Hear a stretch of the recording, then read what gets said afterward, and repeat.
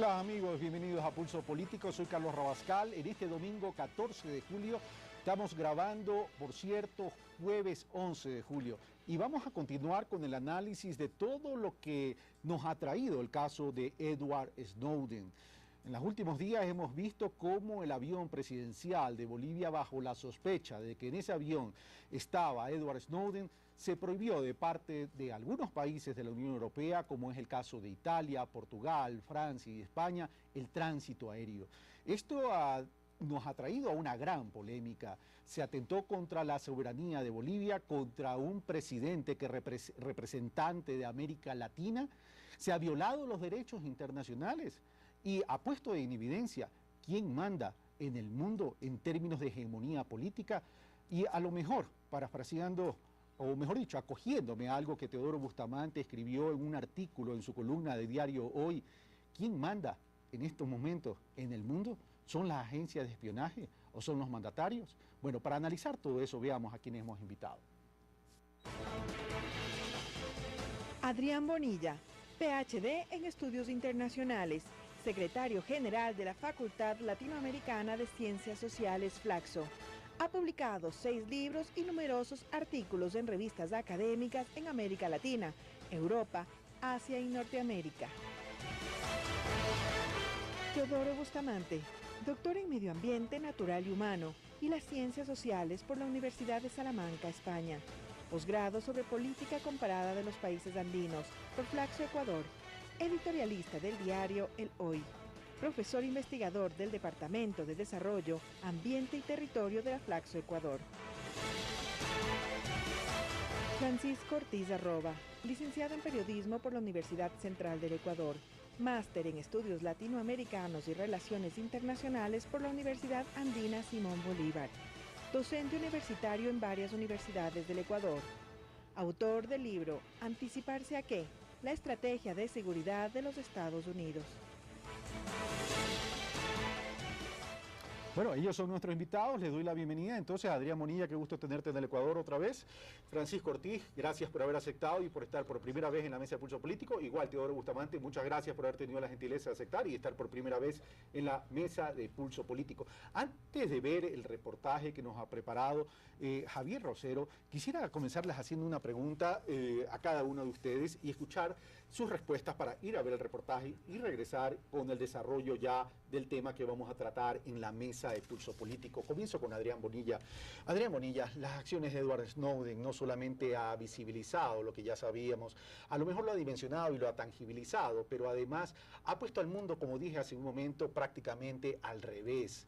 Esto me lleva a realizar la pregunta que hizo Teodoro Bustamante, que es nuestro invitado también en esta mesa de Pulso Político, en su columna del diario Hoy, si no me equivoco fue el día de ayer, 10 de julio. ¿Quién está mandando en el mundo? Bueno, lo que ocurre es que tenemos que considerar que la inteligencia, la capacidad de vigilancia, el espionaje, etcétera, es un arma a disposición de los estados. No todas las armas se disparan en todas las circunstancias. El que una persona tenga una pistola no significa que la dispara. En el caso concreto de lo que Snowden ha denunciado, lo que tenemos es, de acuerdo a las propias leyes estadounidenses y en los Estados Unidos, una violación a la 4ª enmienda constitucional de ese país, que promueve no solamente la defensa de la privacidad, sino de la propiedad privada en la misma enmienda en el mismo nivel, y establece circunstancias realmente extraordinarias para que esto pueda ser, mediante causa judicial, violado. Una vigilancia masiva, como la que ha denunciado Snowden, no es constitucional en los Estados Unidos. Y la vigilancia de un país amigo hacia otros países amigos o hacia países aliados, que ha sido el caso de los Estados Unidos con Europa y con varios países de América Latina, y de otros con los que existen tratados de intercambio de información, rompe la legislación internacional, deteriora las relaciones que existen entre los Estados Unidos y esos países y fractura las reglas mínimas de convivencia entre esos estados. Gracias, Adrián Bonilla. Francisco Ortiz, en Dakar, el 27 de junio de este año, Barack Obama dijo, y lo voy a citar textualmente, no voy a enviar un caza a reacción para detener a un pirata informático de 29 años. Paradójicamente lo llama pirata informático. pero la provisión de tránsito aéreo en los países de la Unión Europea, que ya he mencionado, en relación al avión presidencial boliviano y con el presidente incluido, reflejaría todo lo contrario que dijo Barack Obama. Pero él agregó algo más en ese momento. Dice, haremos todo lo posible, lo cito textualmente, para que Edward Snowden sea detenido y juzgado. Cierro las comillas de la cita. Ante estas declaraciones, Daniel Samper Pisano, articulista de diario El Tiempo de Colombia, de Bogotá, en Colombia, en su columna mencionó, esa era la clave, pero le faltó la palabrita mágica, dice Daniel Samper Pisano, dice, y la palabrita mágica que menciona es legalmente. Esta palabra que a lo mejor le faltó, según Daniel Samper, era porque iba a suceder esto, que a toda costa no van a permitir que Edward Snowden vaya a otro país que no sea Estados Unidos. Y te planteo la misma pregunta que Daniel Samper se hace en ese artículo. Es, Barack Obama se está pareciendo más a Bush y menos a Carter. Mira, yo considero que la política exterior de los Estados Unidos, pese a los tintes que hay, o sea, por el lado republicano, por el lado demócrata, tiene en el fondo una misma línea de conducción. Si bien la doctrina, todos conocemos lo que fue la doctrina Bush, el quehacer político internacional de los Estados Unidos, pese a que pase de un lado a otro, en el fondo siempre mantiene ciertas líneas básicas en su política, ¿no? No pueden cambiar de un día a otro una forma de actuar internacionalmente, ¿sí? El tema de la seguridad nacional que ha apelado o apela la doctrina Bush o apeló a la doctrina Bush, es muy complicada que Barack Obama se separe en 100%, ¿sí? Porque es un tema de Estado, de seguridad, y ahí hay que ir identificando algunos cambios de concepto bien interesantes. El tema se hablaba de defensa en un inicio, luego con la época Bush se cambia al tema de seguridad, ¿sí? Y eso trastoca un poco todo el entender de la política exterior de Estados Unidos, ¿no? ¿Y el tema de seguridad está por encima de los mandatarios en Estados Unidos? Yo pienso que sí, o sea, llega un punto en que el tema de seguridad, a partir de lo que pasó el 11 de septiembre del 2001, Estados Unidos, o sea, cambia completamente la forma de hacer política exterior. Gracias, Francisco Ortiz. Voy con Teodoro Bustamante. Salud Hernández Mora, una española, periodista española radicada en Colombia y también articulista y columnista del Tiempo, dice, dentro de todo su artículo dice y finaliza diciendo, lo triste del caso, además de la actitud despectiva hacia Morales de los europeos, es lo que denota de servilismo hacia Estados Unidos y la doble moral practicada. Es evidente que Washington presionó a sus aliados por información de la CIA y que todos se apresuraron a cumplir las órdenes imperiales pensando que un indio, dice ella, cita, de nación pobre, pero muy presidente que fuera, se aguantaría los atropellos. Teodoro Bustamante. Yo tengo dificultad, yo no sé lo que pasó, pero yo tengo dificultad de que fue un sometimiento político, en creer eso.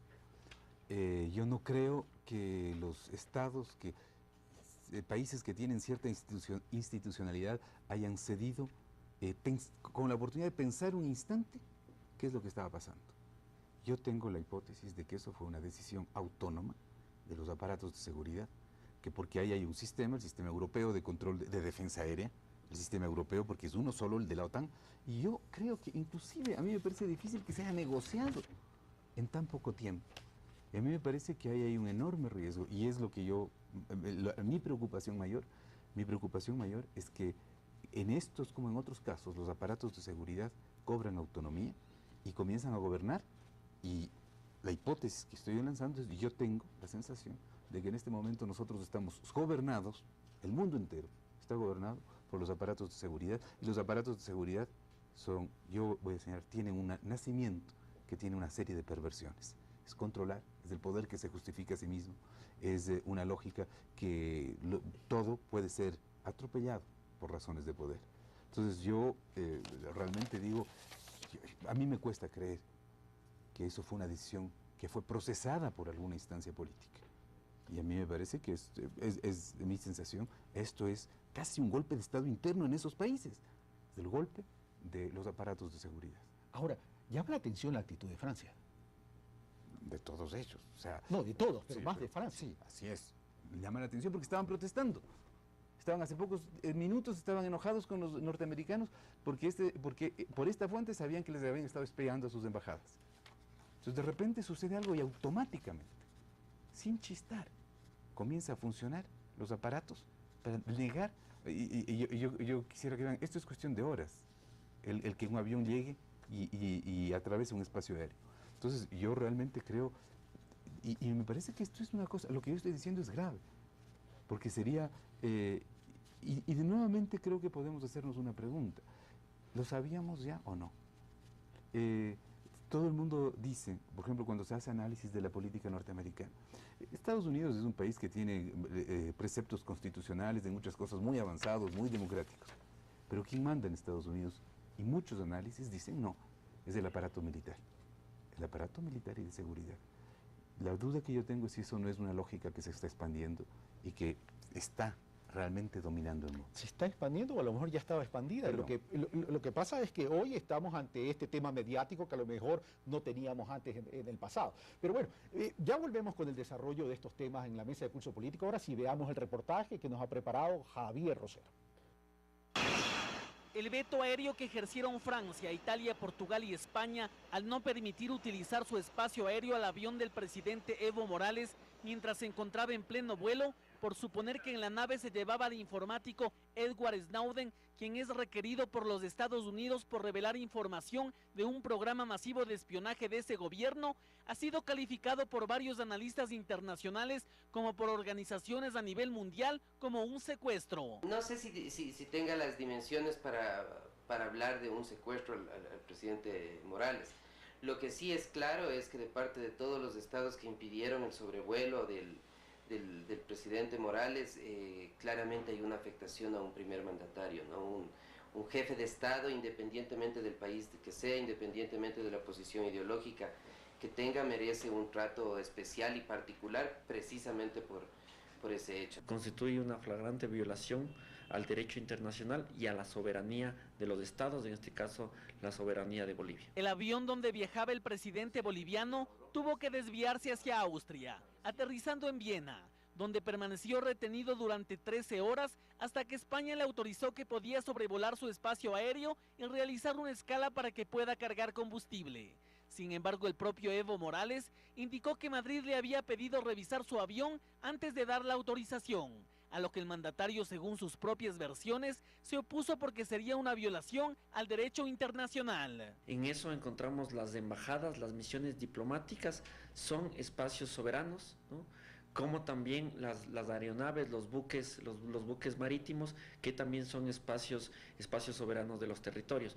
Mucho más si es que en estos espacios se encuentra el jefe máximo, en este caso un presidente de la República. Según expertos, este acto del que fueron partícipes países europeos demuestra que la hegemonía política de los Estados Unidos no permite que ciertos gobiernos aliados a la potencia del norte actúen con independencia.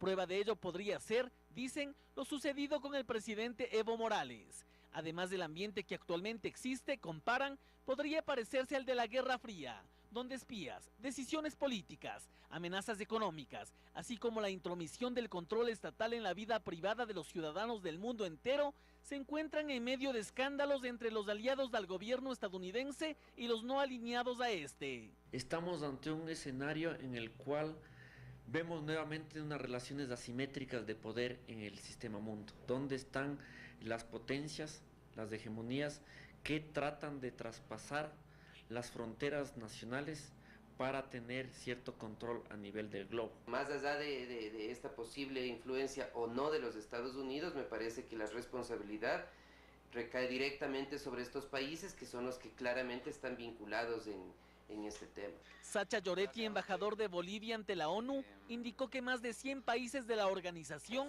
condenaron el secuestro de Evo Morales. El acontecimiento despertó una preocupación generalizada, indicó. A su vez, en la declaración de Cochabamba, realizada en la Asamblea Extraordinaria de la UNASUR, se denunció el hecho como un acto insólito, inamistoso y hostil, y exigió a los gobiernos de Francia, Portugal, Italia y España expliquen las razones de la decisión de impedir el sobrevuelo del avión presidencial. Como respuesta a esto, los cancilleres en la OEA de los países implicados respondieron de esta manera. Italia no tuvo absolutamente nada que ver con los obstáculos al vuelo del presidente boliviano Evo Morales, porque nunca retiró la autorización al sobrevuelo de su territorio. Somos conscientes de que alguna actuación nuestra ha podido ser malentendida y malinterpretada por nuestros amigos bolivianos. Hemos intentado ayudar en todo momento y, sin embargo, en estos días y también en esta sesión hemos escuchado críticas y reproches que consideramos injustificados y desproporcionados. Lo cual, a pesar de las reservas de los cancilleres de Estados Unidos y Canadá, el Consejo Permanente de la Organización de Estados Americanos aprobó por consenso una resolución que se suma a la denuncia de la UNASUR y hace un firme llamado a los gobiernos de Francia, Portugal, Italia y España para que brinden las explicaciones necesarias sobre los hechos ocurridos. Pulso Político, Javier Rosero. Gracias, Javier Rosero, y gracias a Santiago Basabe y Jacques Ramírez por haber participado con sus opiniones. Adrián, tú hablabas de que existen normas, existen límites. Sin embargo, estas normas y estos límites fueron transgredidos. Hay resoluciones de la OEA, Naciones Unidas se va a reunir, UNASUR se reunió, pero el tema es, estos organismos internacionales que se reúnen, toman resoluciones, ¿pueden poner los límites? ¿Qué va a pasar con todas estas resoluciones y con todas estas invitaciones a pedir disculpas y a generar un cambio en esta política internacional? Bueno, de lo que se trata precisamente desde el punto de vista de los países que en la ecuación asimétrica tienen menos capacidades militares, políticas, económicas, que las grandes potencias, las europeas o los Estados Unidos, de lo que se trata es de construir políticamente el tema, de visibilizar el caso, de establecer en forma pública y transparente la incapacidad que ellos tienen, por ejemplo, de responder militarmente en circunstancias parecidas a un atropello al derecho internacional. El tema tiene que politizarse, el tema tiene que construirse, el tema tiene que publicarse, de manera que desde la perspectiva de los estados menos fuertes se puedan construir normas, reglas, procedimientos que en el futuro permitan que este tipo de conductas puedan neutralizarse, tanto dentro de la comunidad internacional, cuanto dentro de los propios estados en donde las agencias de inteligencia, por ejemplo, actúan arbitrariamente y por encima de las propias leyes que las regulan a ellas. Ahora, esta politización, Teodoro, que menciona Adrián Bonilla, tiene que llegar a la conciencia de la ciudadanía del mundo para generar una presión social y poder lograr algún tipo de cambio, pero ese cambio real, ese deber ser, ¿algún día llegaremos? A ver, yo creo que aquí estamos ante una realidad y es, nosotros estamos construyendo un mundo, el mundo de la convivencia pacífica, pero este mundo de la convivencia pacífica que parte de una serie de principios nunca ha sido realmente armado de esa manera. Desde hace décadas, desde que se crea ese sistema después de la Segunda Guerra Mundial, nosotros vemos violaciones permanentes. ¿Qué es lo que ha sucedido? Ha habido un proceso por el cual se ha tratado de que estas violaciones, la violencia, vayan disminuyendo en su espacio. Pero nosotros tenemos que el mundo, en los últimos periodos, ha tenido muy graves momentos en que se ha violado los principios del derecho internacional. Se han violado principios del derecho internacional. A pesar de todo, el incidente con Evo Morales es benigno. No hay muertos. Benigno, no hay muertos. Pero las cosas que suceden... Hubo riesgo, sí. ¿Qué? Hubo riesgo, sí, pero comparemos nosotros con lo que son invasiones a países. Claro. Comparemos nosotros Granada, con las cosas... Irak. Hay montones de otros casos en los cuales se producen muertos y a veces por decenas de miles. El tema es hasta dónde está dispuesto a llegar a Estados Unidos. No. Digamos, es que no es Estados Unidos. A mí me parece que es terriblemente importante, por ejemplo, señalar, en Estados Unidos, y aquí viene algo que a mí me parece, es muy curioso el fenómeno de ¿quién le está buscando Snowden? ¿Es un juez? ¿Es una autoridad? ¿Le quieren meter a juicio porque alguien le estableció un juicio? Tenemos una situación que es muy anómala, porque cuando se persigue a una persona y se pide la detención, se supone que hay un juez que dice, este señor violó una ley. Pero es claro que haya violado una ley. Puede ser que él haya violado algún compromiso con la agencia de inteligencia, pero es terriblemente importante que las sociedades del norte, que las sociedades europeas y norteamericanas se den cuenta que los principios que ellos denuncian, porque son principios denunciados y a los cuales ellos, la mayor parte de la población, adhiere. los principios de la resolución pacífica de los conflictos, no están siendo defendidos por el sistema que tenemos actual. Entonces, es una tarea del mundo, es una tarea del mundo entero, tratar de organizar un sistema mundial en el cual haya menos distancia entre lo que estamos predicando y lo que está sucediendo. Pero hay una precisión antes de pasar donde Francisco Teodoro. Tú dices, ¿quién lo está persiguiendo a Snowden? Pero en esta cacería dices, no hay un juez, no hay un juicio, pero el tema es el siguiente. Si a Snowden se lo cataloga como pirata informático porque en teoría ha transgredido una ley ha violado la ley de reserva de información, etcétera, etcétera. Pero por otro lado hay una violentación también de los derechos humanos. Es decir, Snowden hizo eso, no me refiero a la visibilización a través de los medios, sino me refiero a su trabajo. Hizo eso porque alguien le dio la orden. Entonces, si Snowden lo hizo y violentó esos derechos humanos, hay un cómplice. ¿Y dónde está la sanción para esos cómplices? No, hay un proceso que no se ha hecho, hay un proceso que no se ha aclarado.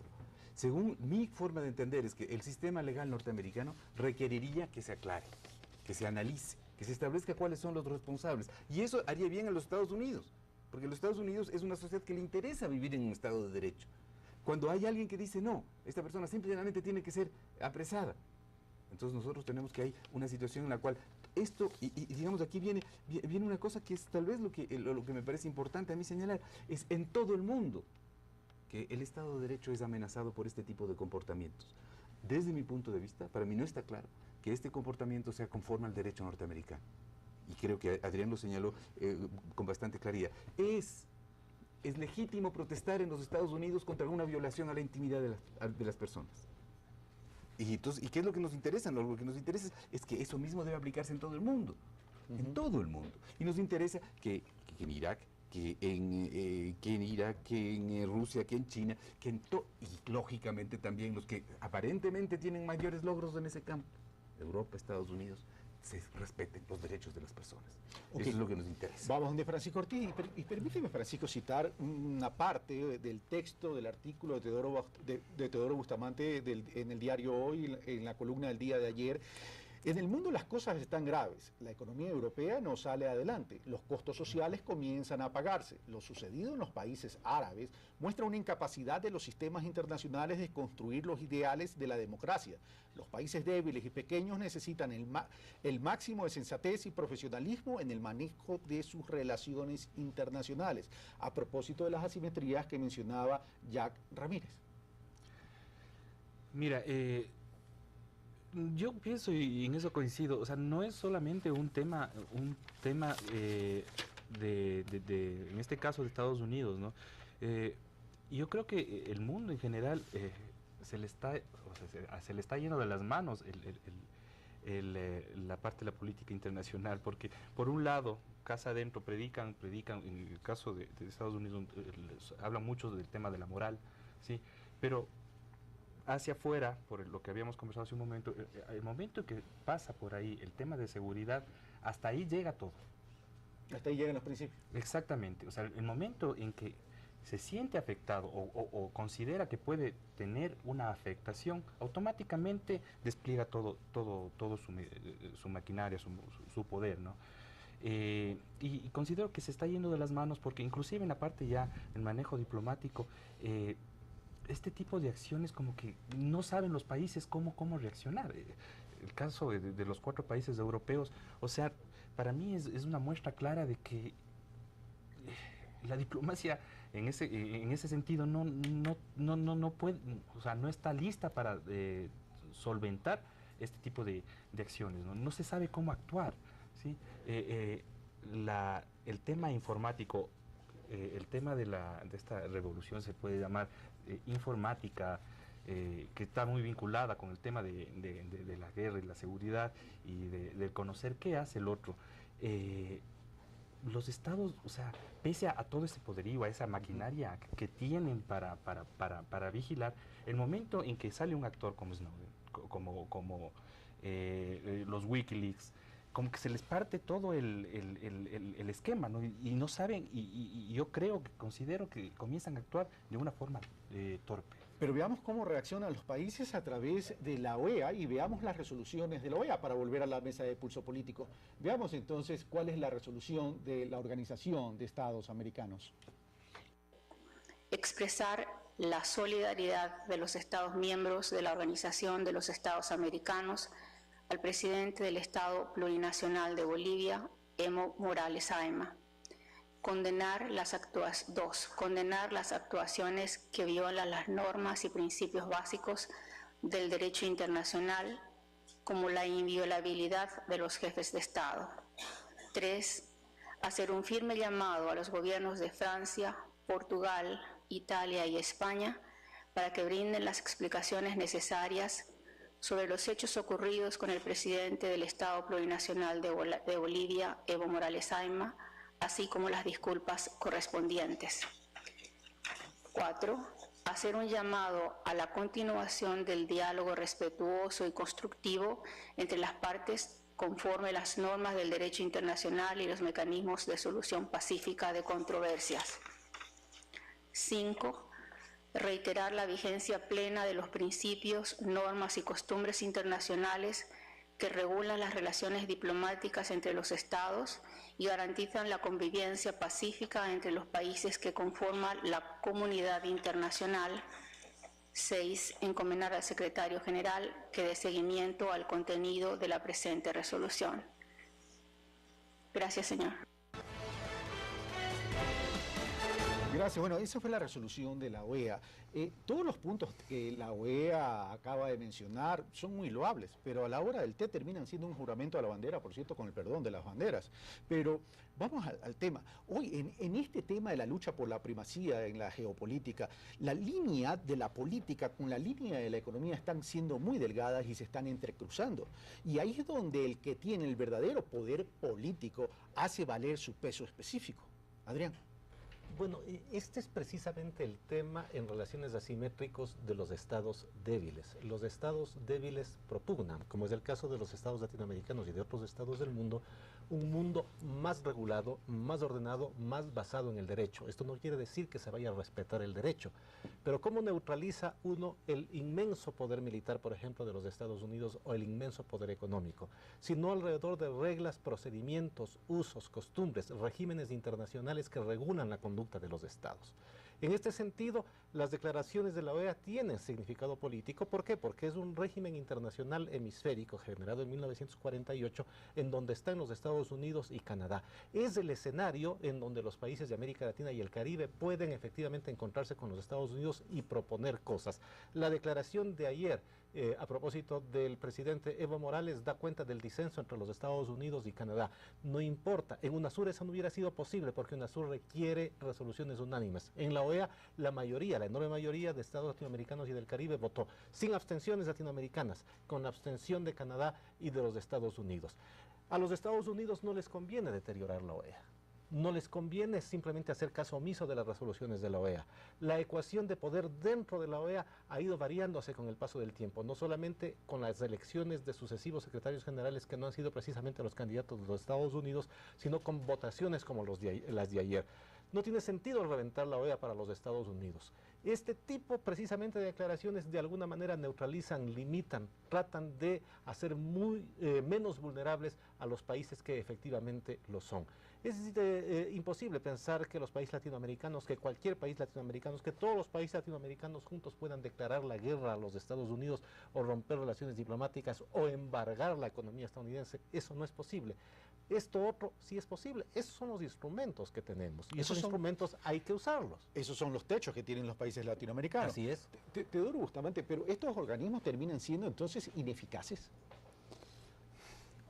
Yo creo que en realidad son de una eficacia muy acotada y eso no quiere decir inútiles. O sea, yo creo que no pueden arreglar más de lo que es. En realidad son casi un escenario en donde se actúan y se representan cosas. Ahora, yo quisiera introducir una preocupación que yo tengo. Y en las relaciones internacionales hay una cosa que yo la describiría como la dinámica del iceberg.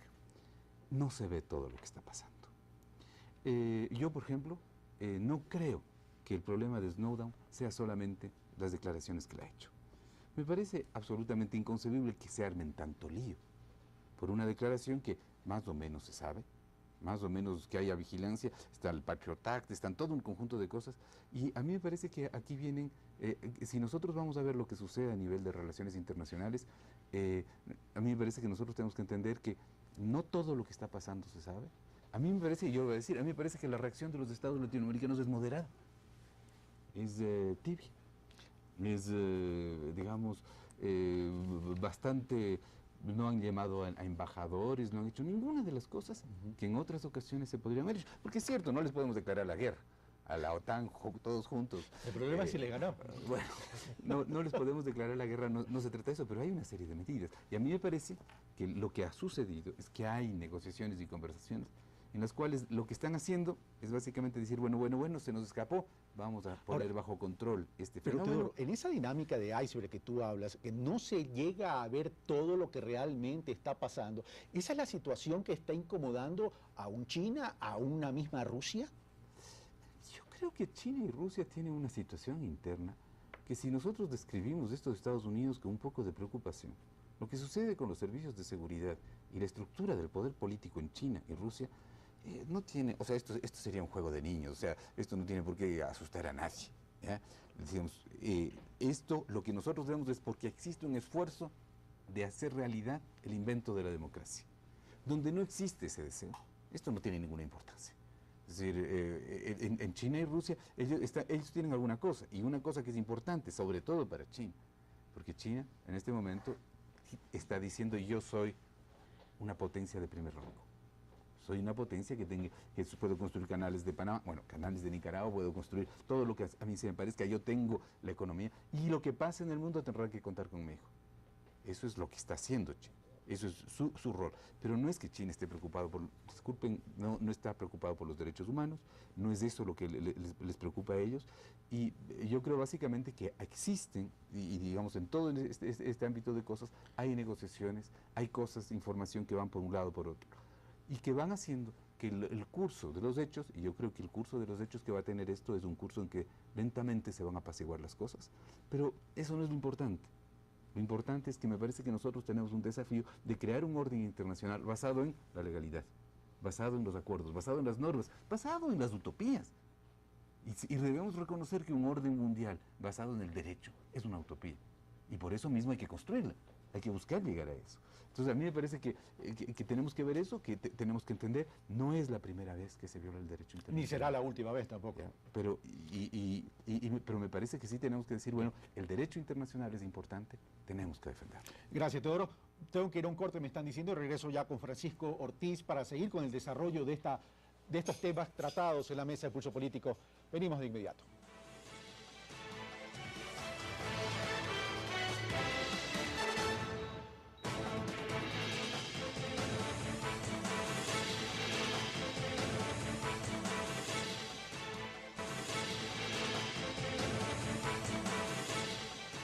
Pero insisto, España concedió sobrevuelo, concedió espacio aéreo sobre la base de la palabra del canciller boliviano. Nosotros creemos en la palabra de nuestros aliados y amigos, y Bolivia lo es. Vamos a ver, lo que yo dije, la declaración de Cochabamba, lo que dice es que lo que se produce es una negativa a utilizar el espacio aéreo del avión presidencial que pone en riesgo la vida del presidente. Nosotros no hemos cerrado nunca el espacio aéreo ni hemos regado la escala. Es decir, que por eso no habrá que pedir disculpas. Si ha habido una percepción errónea o un malentendido en una noche muy complicada y con mucho nerviosismo, con toda naturalidad, es decir, lo sentimos si esto ha ocurrido, pero no vamos a pedir disculpas por lo que Cochabamba dice que hicieron los países europeos, que insisto, que es cerrar espacios aéreos y negar la escala, porque nosotros no hicimos eso. Disculpan lo que voy a decir, pero lo único que faltaba es decir, pues joder. Permíteme citar a propósito de esta declaración del canciller Francisco, lo que dice también Salud Hernández Mora, la periodista española radicada en Colombia, que dice, la película de funcionarios de la Embajada de España en Viena que intentaban colarse en el avión presidencial para comprobar con sus propios ojos que no estaba Snowden a bordo resulta cantinflesca. Igual que la explicación francesa de que no les permitieron sobrevolar su territorio porque no tenían la certeza de identidad de los pasajeros. con sus actuaciones, termina diciendo Salud Hernández Mora, con sus actuaciones alimentaron los discursos nacionalistas y antiimperialistas que tanto agradan al parche chavista y de paso les ayudaron a ganar adeptos. ¿No hay una alta dosis de cinismo en todas estas declaraciones? Sí, yo creo que, o sea, las cosas se caen por sí solas, ¿no? O sea, los argumentos que están utilizando, o sea, tratan de justificar algo que personalmente considero que es injustificable, ¿no? O sea, de que hubo ahí no sé si el término es secuestro el adecuado, pero de que hubo una violación en contra a los derechos soberanos del pueblo boliviano representado en su jefe de Estado, sin duda. El resto de argumentos que pueden decir estos gobiernos, la verdad a mí me parece un poco, o sea, no tienen cómo más justificarlo, ¿no? O sea, y claro, sacarán cualquier tipo de argumento para poder justificar algo que es injustificable, ¿no?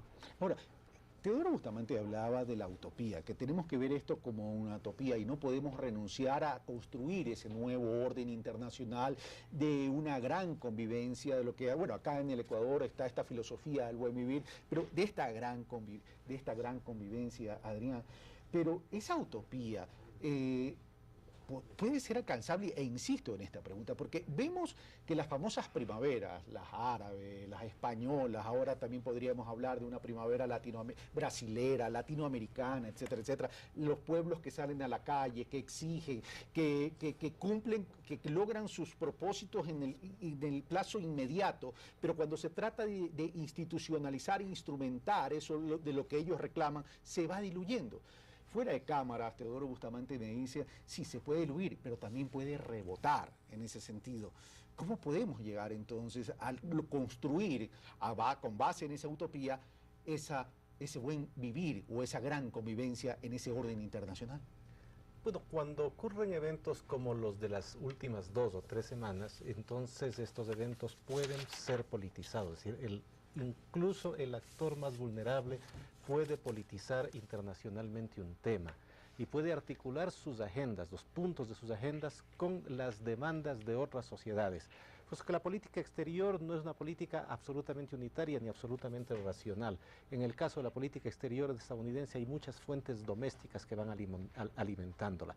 La posibilidad de vincular los temas, decisiones, demandas de estados latinoamericanos con las expectativas de los propios electores estadounidenses existen ahí, con las expectativas de otros electores en otras partes del mundo, ahí están. Lo ocurrido, la conducta de los estados europeos, que bien puede haber sido el producto de decisiones de las unidades de inteligencia o de seguridad sin consulta con los ejecutivos, habría significado una intromisión en decisiones que les correspondían a las cancillerías y no a los ministerios de defensa y tampoco al espacio aéreo europeo único. Se trata de un tema político. Se trata de un tema político que no puede quedar así, que no puede dejar de ser verbalizado. ¿Cuáles son los instrumentos que estados como Bolivia, como Paraguay, como Honduras, como Ecuador, como Brasil, Argentina, Venezuela tienen en un mundo de esta naturaleza? Es precisamente esto, el significar, el simbolizar, el construir discursos que permitan generar a partir de ellos realidades políticas. Okay. Los objetos también son construidos por los discursos, pero no es solamente al revés. Pero esos líderes que establecen, construyen, elaboran y estructuran discursos, ¿qué tanto están en sintonía con lo que quieren los pueblos? Bueno, en el caso del pueblo estadounidense, el pueblo quiere privacidad. Por supuesto que quiere seguridad, por supuesto que hay una confrontación y una contradicción entre la necesidad de seguridad, que además es construida de las propias entidades que la generan, pero hay una contradicción con la violación a la privacidad. Es parte del cimiento mismo político de una sociedad que crece, que se desarrolla, que se proyecta al mundo bajo el supuesto de que es una sociedad generada en libertad y con respeto a la propiedad privada individual y a su privacidad. ¿Le traslado la misma inquietud a Teodoro? A ver, aquí hay una cosa que yo creo que hay que tener cuidado. Lo que la gente quiere un día cuando sale a la calle es algo que no es un referente suficientemente sólido para conducir y para decidir los destinos de un país o para decidir los destinos del mundo. Las personas cuando salen a la calle salen con un nivel que yo llamaría generalmente de indignación, de protesta. O sea, es una reacción. Es una reacción. Eso no es suficiente para gobernar nada en el mundo. Nada. Y no se trata de ser, y me parece terriblemente peligroso, inclusive, el que dice, yo interpreto el sentimiento popular de la gente. Eso es peligrosísimo. Y ahí necesitamos ¿qué? ¿Qué es lo que es indispensable? Necesitamos ese trabajo fundamental, que es el trabajo de la elaboración política. La elaboración política es recoger lo que siente la gente, pero no es el sentimiento. O sea, si la gente mañana puede decir, yo quiero que todo sea gratis, mañana puede decir, y esas decisiones no son posibles tomarlas en cuenta. Entonces necesitamos la elaboración política. Y una de las cosas que son más graves en el mundo ahora es la debilidad de la elaboración política. Es la debilidad de la elaboración política en Europa.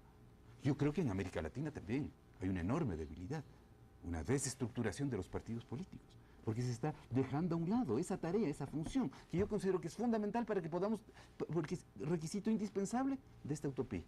La utopía de la posible negociación requiere organizaciones políticas, porque la tarea de la política es una tarea exigente, que requiere muchísimo trabajo, muchísima actividad de escuchar, de confrontar, de procesar, de analizar.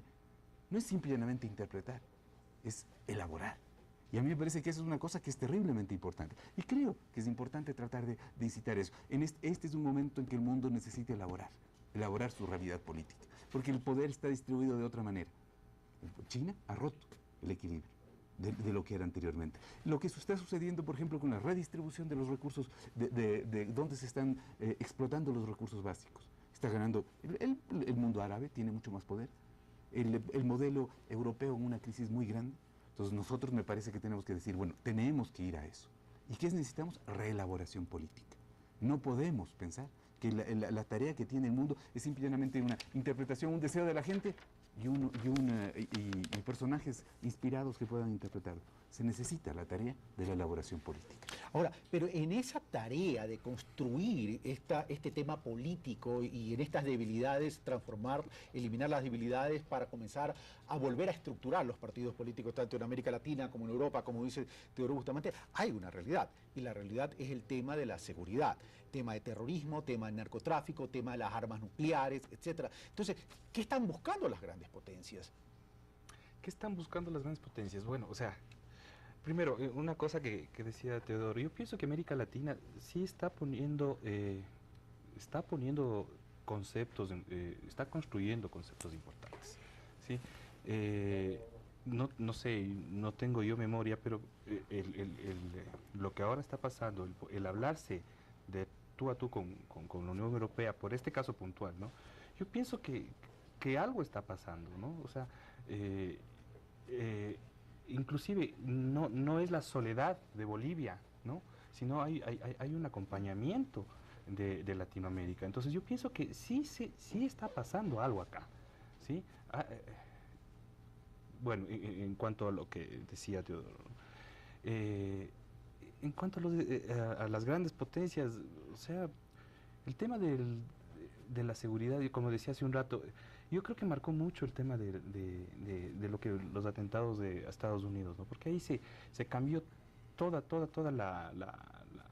la historia, ¿no? Entonces comenzó como este estado de paranoia, ¿sí?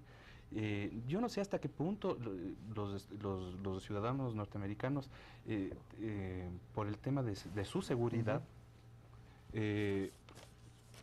dejen de lado el tema también de la privacidad, ¿no? Yo creo que ahí yo creo que los ciudadanos normales de allá se sienten que todas estas iniciativas que tiene su gobierno, todas estas acciones que buscan su necesidad, su seguridad, las están, en el fondo yo creo que sí las están justificando, ¿no? Okay. Ahora, perdón, te interrumpí, ¿vas a terminar? Sí. No, ahora, Adrián, pero en ¿qué buscan las grandes potencias? Están en medio de estas realidades, terrorismo, narcotráfico, temas nucleares, como lo he mencionado, pero por otro lado, aquí, cuando se presentan este tipo de conflictos, se visibilizan las grandes asimetrías. Es decir, cuidado, Ecuador, le das el asilo político porque te vamos a quitar el ATPDA o te vamos a excluir del EGCP, el Sistema Generalizado de Preferencia. La Unión Europea responde igualita a Estados Unidos.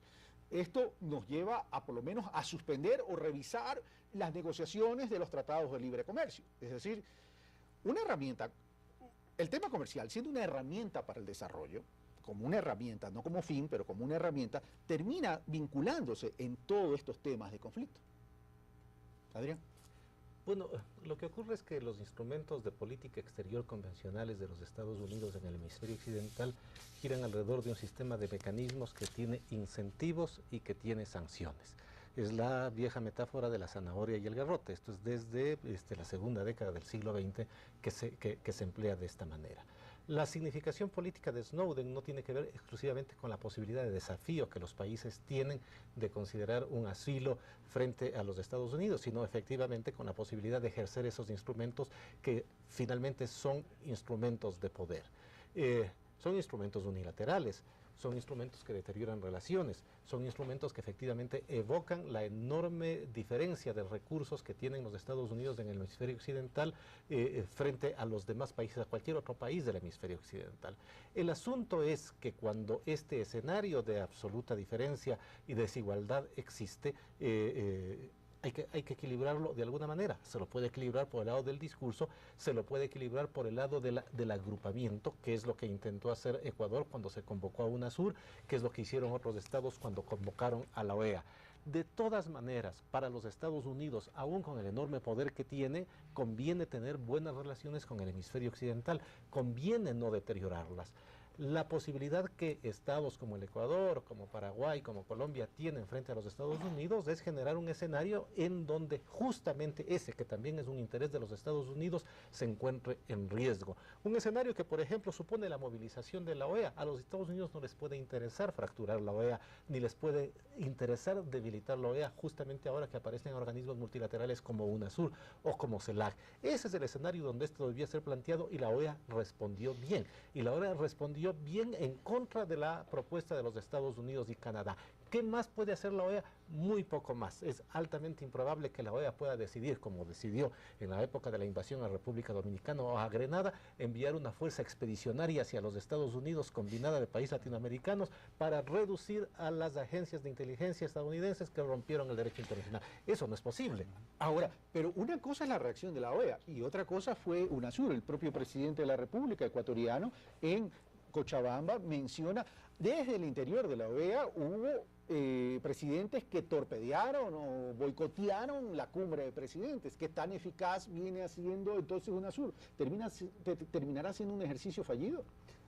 Yo creo que aquí tenemos que ver una cosa. Las relaciones internacionales son un equilibrio de poder, pero también son otra cosa, y es algo que yo creo que es la única salida que tenemos. Son un ejercicio de escucha.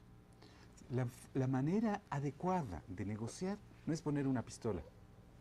¿Es diálogo? Es saber qué le interesa, entender al otro. Ah, tú tienes este interés, esta conveniencia. ¿Y qué es lo que nosotros tenemos que hacer? A mí me parece que nosotros tenemos que abrir ¿qué es dialogar? Es decir, nosotros queremos construir cosas que sean sólidas. Y tenemos que ser capaces y mostrar que nosotros estamos en condición. A nosotros nos interesa y también tenemos que entender el interés del otro. Cuando nosotros queremos dialogar, no tenemos que ir a decir, bueno, acá nos vamos a fajar a puñetes porque en este caso al menos salimos mal parados nosotros. Tenemos que decir, bueno, podemos hablar, podemos encontrar algo que a ti te conviene. Y a mí me parece que nosotros tenemos que encontrar y ir hablando con los señores europeos, tenemos que ir hablando con los Estados Unidos y tenemos que tener una diplomacia inteligente, la diplomacia que encuentra los puntos en el interés del otro, en el cual yo puedo incidir y en el cual yo puedo conformar una gestión conjunta. La diplomacia no es... O sea, la diplomacia generalmente se la relaciona fundamentalmente a una prolongación de la guerra. Hay otra dimensión, que es la otra mitad de la diplomacia, es la prolongación del acuerdo. Vamos a hacer algo que te conviene a ti y me conviene a mí. Y eso es lo que nosotros tenemos que hacer en este momento. Y en esa prolongación de la diplomacia que menciona Teodoro Bustamante, Francisco, ¿Brasil pone el elemento diferenciador en América del Sur y en Latinoamérica?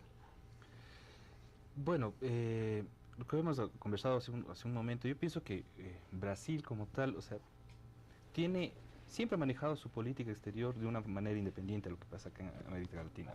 Ahora ha tenido como mayor interés de un mayor protagonismo acá en la región, pero los ojos de Brasil están en el tablero mundial, ellos juegan allá, ¿sí? Y yo no creo que de aquí muy pronto Brasil cambie de postura, ¿no?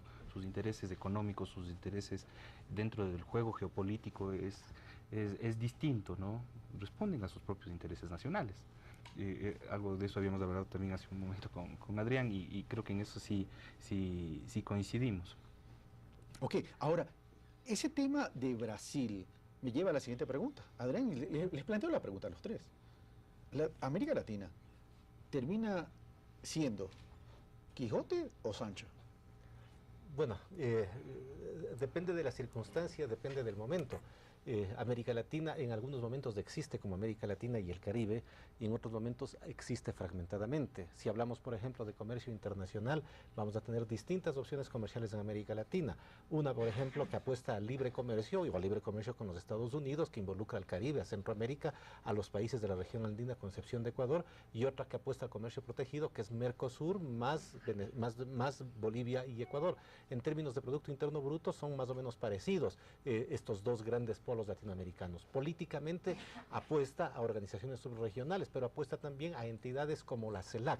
En su diálogo con los Estados Unidos hemos visto que ha apostado a mantener vivo el sistema interamericano. ¿De qué tipo de quijotadas estamos hablando en esta última etapa en que los países latinoamericanos han defendido a Evo Morales? Yo no estoy seguro de que sean peleas con molinos de viento.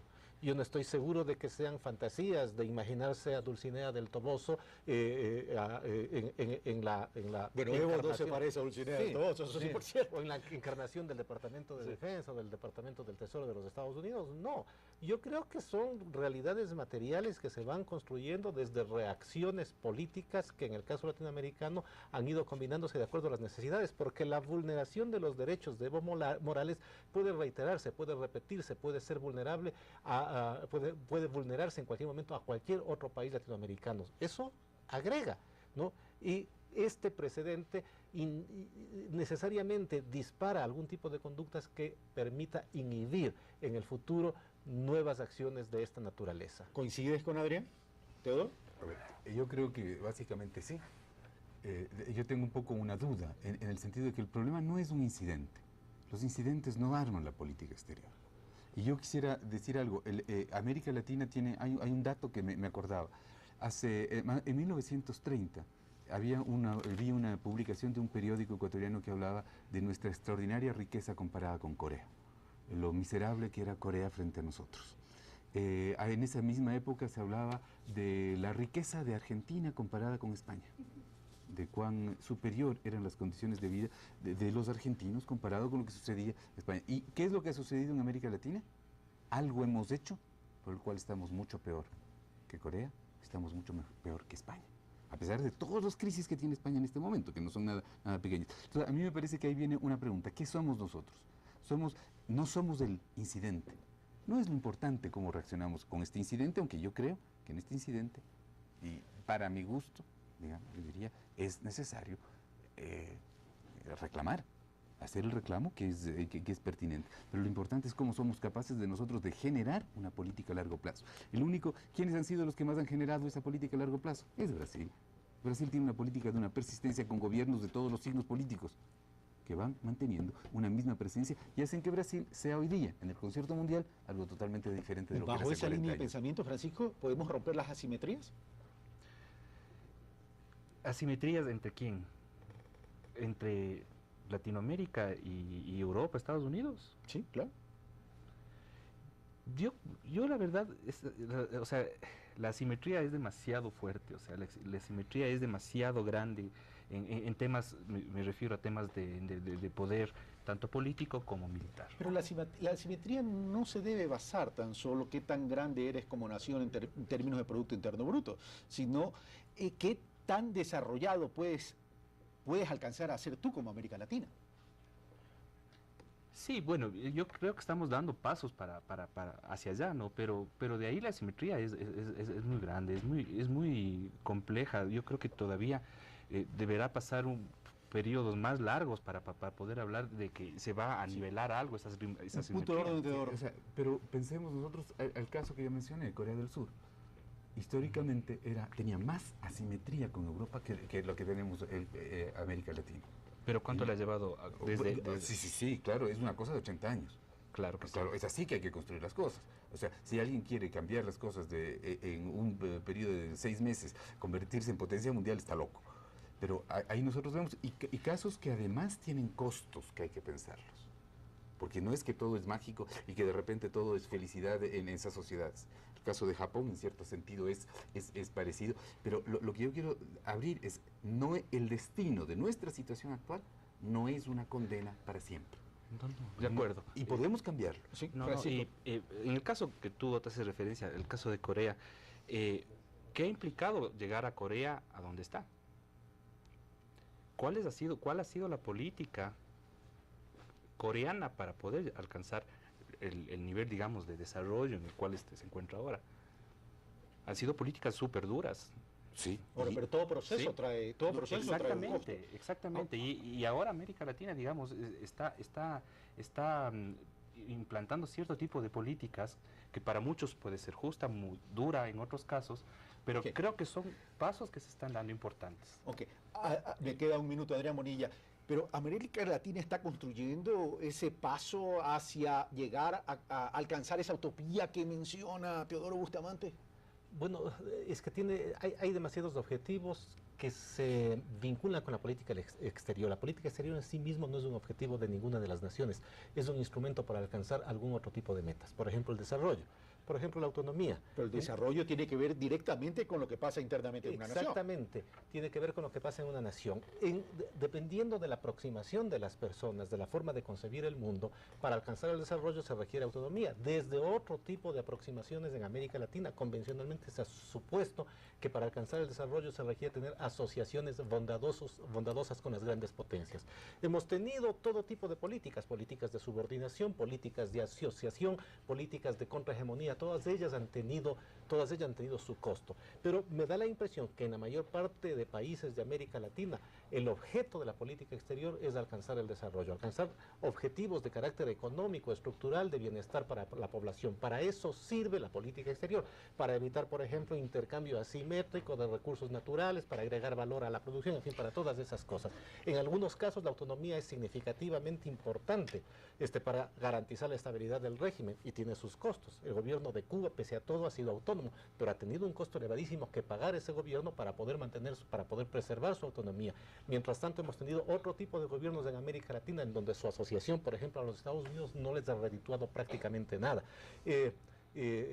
No debemos dejar de olvidar que la política exterior, en el caso de los países, está determinada por el tipo de metas que estos países se proponen alcanzar con ellas, que ella en sí misma es solo un instrumento. Gracias, Adrián Monilla, gracias, Francisco Ortiz, gracias, Teodoro Bustamante, por haber participado en Pulso Político. Y a ustedes, amigos televidentes, también gracias por la audiencia. Bueno, y las conclusiones, como siempre, serán de ustedes. ¿Hacia dónde va el mundo? ¿Y quiénes nos están gobernando en el mundo? Tendremos que respondernos cada uno de nosotros. Un fuerte abrazo, los espero el próximo día domingo. Esto fue Pulso Político, soy Carlos Rabascal.